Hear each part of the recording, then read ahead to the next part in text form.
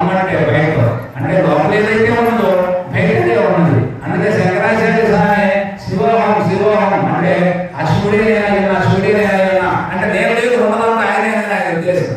శివోహం శివోహం ఆ శివుడే నేనైనా నేనైనా ఎట్లాంటి అద్వైత జ్ఞానాన్ని పొందడం అంటే అది మన యొక్క సాంప్రదాయంలో మన యొక్క ఋషి గురు పరంపర అంతా మనకు ఇచ్చినటువంటి అద్భుతమైనటువంటి జ్ఞానామృతం. ఈ అమృతాన్ని ఎప్పుడు తాగినటువంటి వాళ్ళు లేరు. ప్రపంచంలో ఎక్కడా కూడా అజాడమైనటువంటి జీవితాన్ని గడిపినటువంటి వాళ్ళు భారతీయ ఋషిత్వం తప్ప మరొకరు లేరు. ఎందుకంటే గొప్ప గొప్ప మహాత్ములు అందరూ కూడా రాజ్యాలని అఖండంగా పాలించారు. విశ్వామిత్ర మహర్షుడు మరి ఆయనకి మామూలు రాజు కాదు, అంత గొప్ప రాజు, కానీ అంతనాడు పాలించాడు. 100 మంది కొడుకులు ఏమీ చేశాడు. తర్వాత ఆయన కనిపించింది ఇది కాదడుకుందా జీవితం. ఎందుకంటే వశిష్ఠ మహర్షి దానికి కొంత పేరు వచ్చింది. పేరు వచ్చిన తర్వాత తెలిసింది ఓహో ఋషి అంటే అసలైన గొప్పవాడు ఋషియేనా అని చెప్పి ఆయన ఒక రకమైన పంతంలో మొదలుపెట్టినప్పటికీ ఆ పంతంలో అద్భుతమైనటువంటి అర్థం చేసి బ్రహ్మాండంగా బ్రహ్మ ఋషి సప్త ఋషి ఏడుగురులో ఆయన ఎంత గొప్ప ఋషి ఏడు.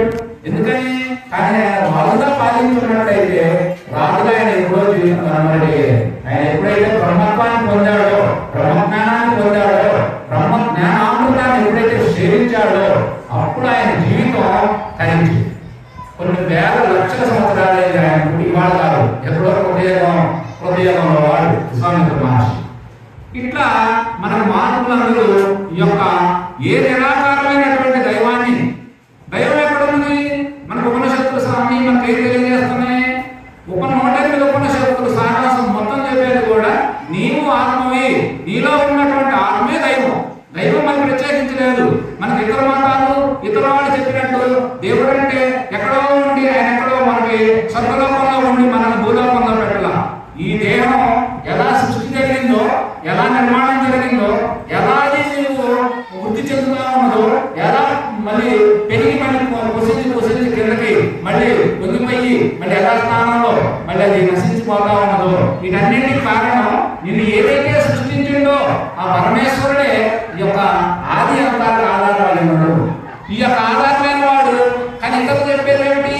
ఎప్పుడో ఆయన ఉంటాయా మనమే వేడమో ఆయన మనం ప్రాధాన్యపడితే అక్కడ పోవటం కాదు. అది ద్వైతం. కానీ విశిష్ట ద్వైతం ఏంటి? ఇదంతా ఆయనే సృష్టించాడని చెప్పి ఆయన నడిపిస్తున్నాడని చెప్పేది విశిష్ట ద్వైతం. కానీ అద్వైతం ఉన్నది మనకి. ఆ అద్వైత జ్ఞానం ఏం చెప్తున్నది?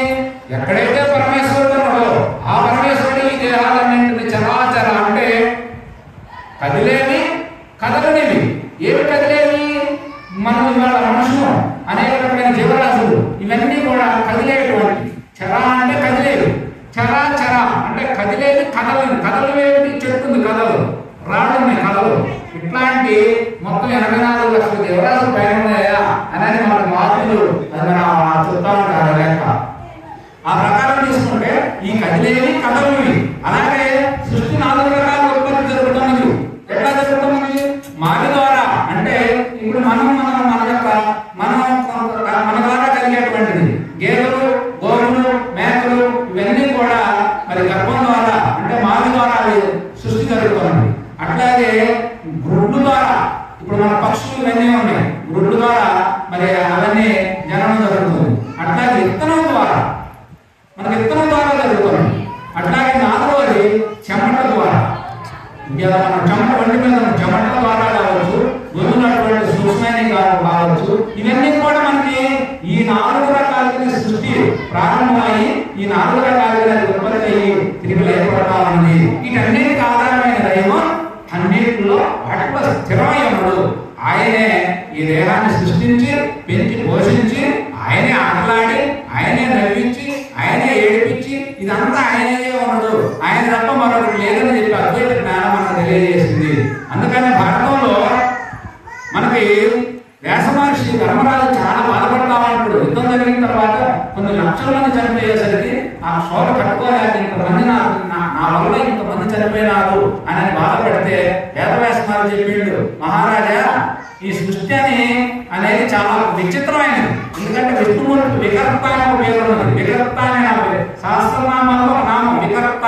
వికర్త అంటే విచిత్రమైన సృష్టిని సృష్టించిన వాడు, సృష్టించి నడిపేవాడు ఆయనే.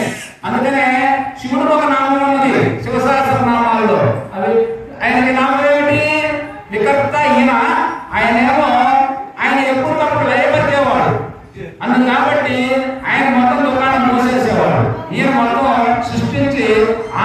వేయగా నడిపించేవాడు.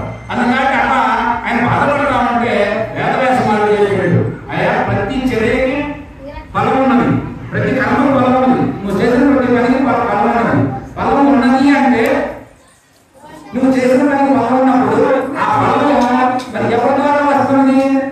కాలం అనేది దాటరాని, కాలాన్ని ఎవరు అధిగమించాలి కాదు, కాలానికి అందరం బంధువులే, కాలానికి అందరం దాసుగా ఉండాల్సిందే, కాలంలోనే జీవించవలసిందే, కాలం దాటరాని కాబట్టి ఇదంతా కాలస్వరూపం వల్లే జరిగింది. అందుకాబట్టి నువ్వు దుఃఖించాల్సిన అవసరం ఏమన్నది?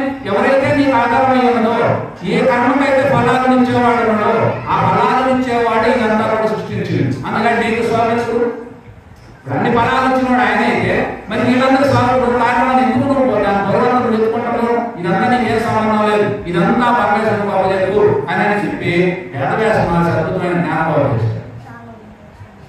అలా మనకు మన యొక్క విధానంలో మనం అట్లా తెలుసుకోవాలి. మనకు అందుకనే 2 రకాలుగా విభజించారు, 3 రకాలుగా విభజించారు, 4 రకాలుగా విభజించారు. ఇట్లా అనేక రకాలుగా ఆయా స్థాయిని స్థానాలు బట్టి అర్థం కావడం కోసం అనేక రకాలుగా అనేక 64 కళలతో వైవిధ్యమైనటువంటి సాంప్రదాయం, ఏకత్వంలో భిన్నత్వం, భిన్నత్వంలో ఏకత్వం, అదే భారతీయ తత్వం లాగా మన ఋషి పరంపర